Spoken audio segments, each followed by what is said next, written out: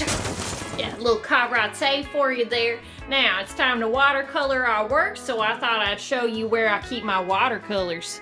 Oh, surprise! If you don't have any watercolors at home, I recommend you take a little look at what you got in your pantry.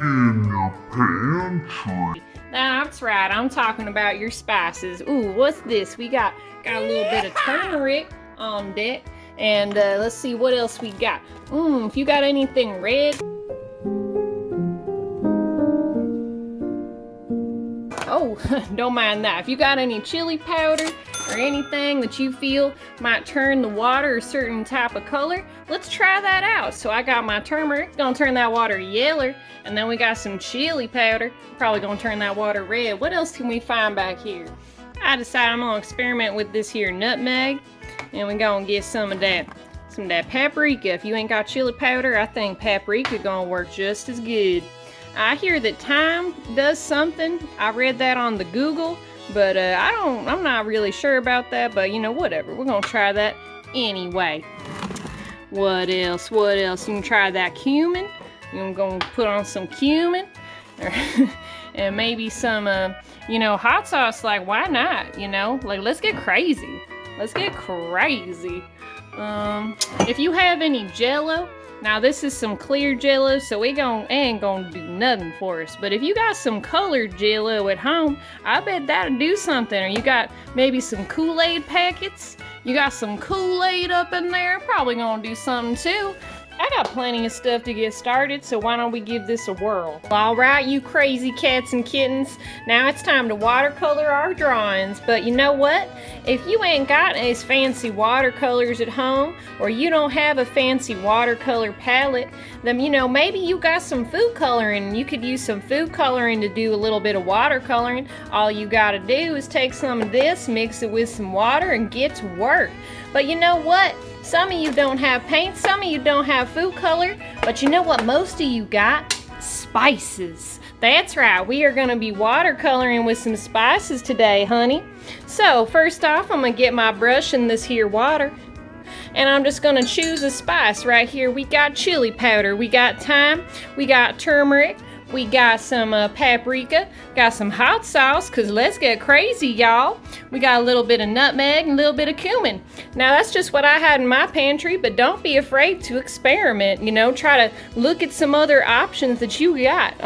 Kitty, kitty. You don't go get on that, nope.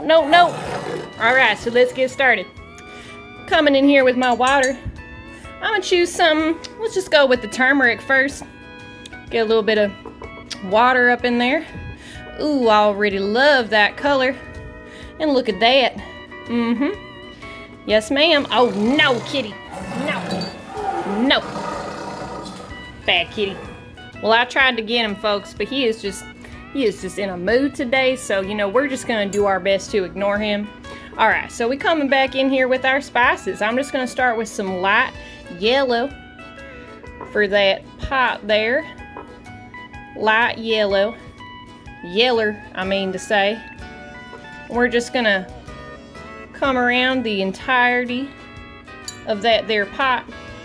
So, you know, you always want to start with your lights and then get darker as you go, because it's always easier to go darker than it is to go lighter.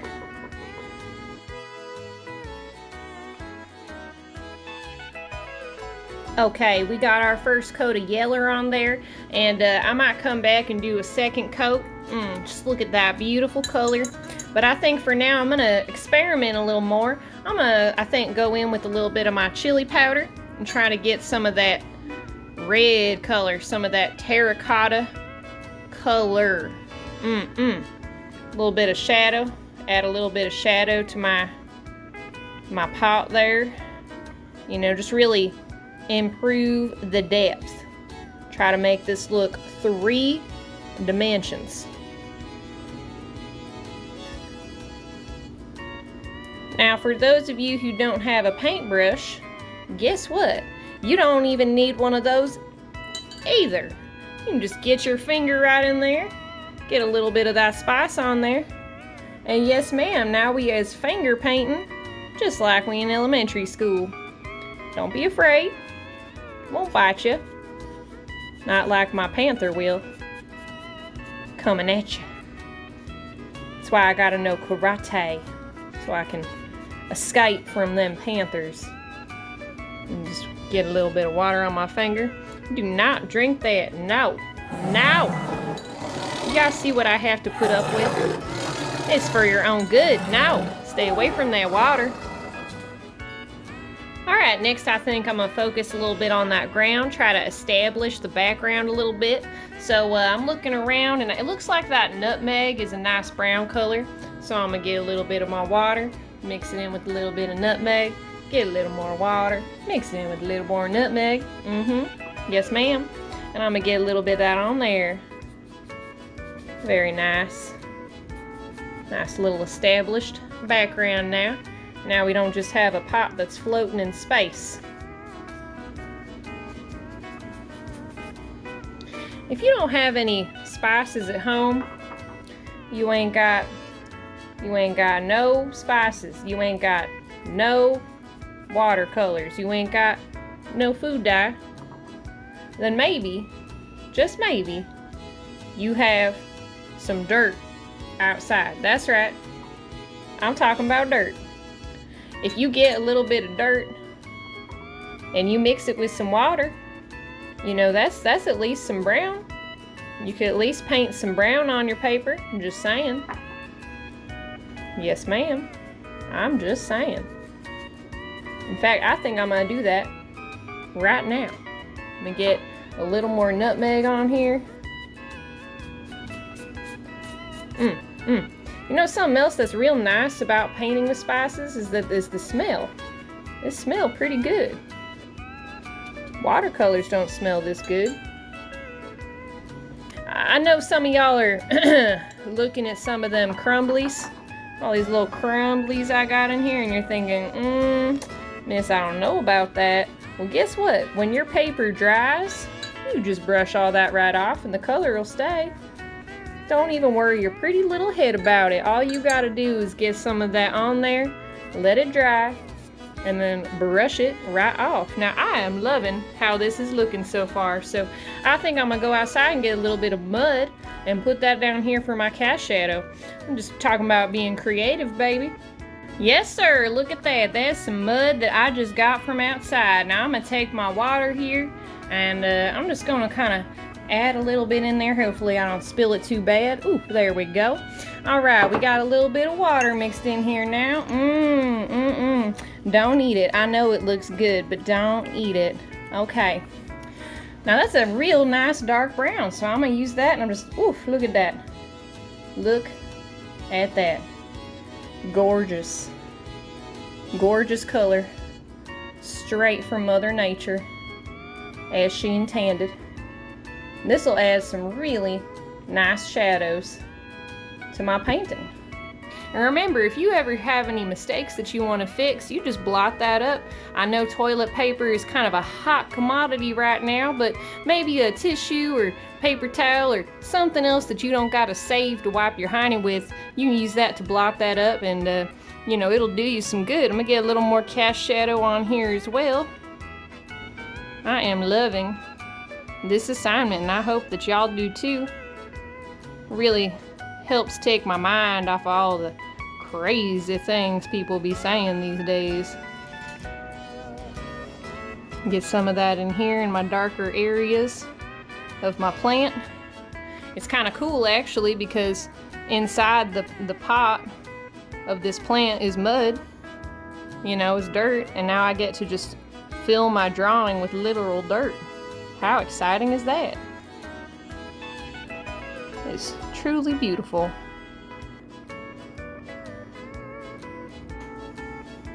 Get a little bit of cast shadow on my plant as well before I paint it green, or, you know, as close to green as we can manage with these apocalyptic materials we have created here.